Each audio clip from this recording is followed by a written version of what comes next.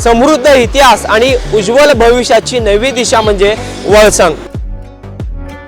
सोलापूर जिल्ह्यात दक्षिण सोलापूर तालुक्यात वेगाने विकसित होत असलेलं एकमेव गाव वळसंग। सोलापूर पासून व स्वामी समर्थ अक्कलकोट नगरी पासून फक्त 15 मिनिटाच्या अंतरावर असलेलं एकमेव गाव वळसंग।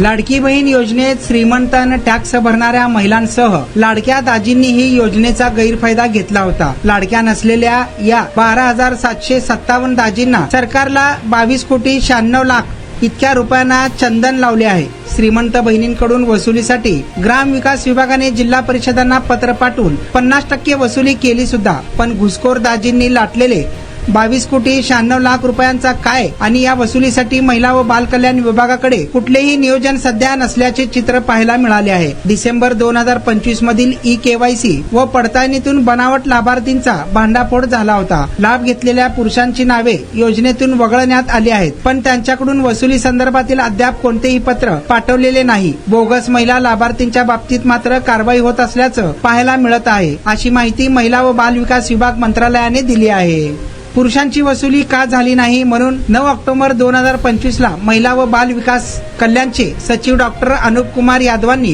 ग्राम विकासला अहवाल मागितला होता, पण त्याचे पुढे काय झाले हे देखील अद्याप कळू शकलेले नाही। आशिया खंडातील सर्वात मोठा गृह प्रकल्प फक्त 7 किलोमीटर अंतरावर सोलापुरातील राष्ट्रीय महामार्गाशी थेट जोडलेलं गाव म्हणजे वळसंग।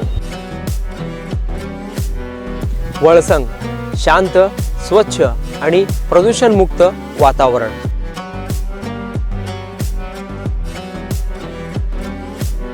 जिथे वाढता विकास आणि भविष्यातील गुंतवणुकीची उत्तम गॅरंटी मिळणार आहे।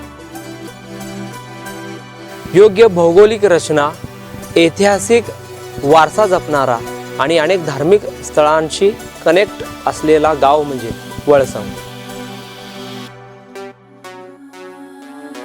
गुंतवणुकीसाठी सुरक्षित आणि भविष्य घडविण्यासाठी परफेक्ट लोकेशन फक्त वळसंग मध्येच।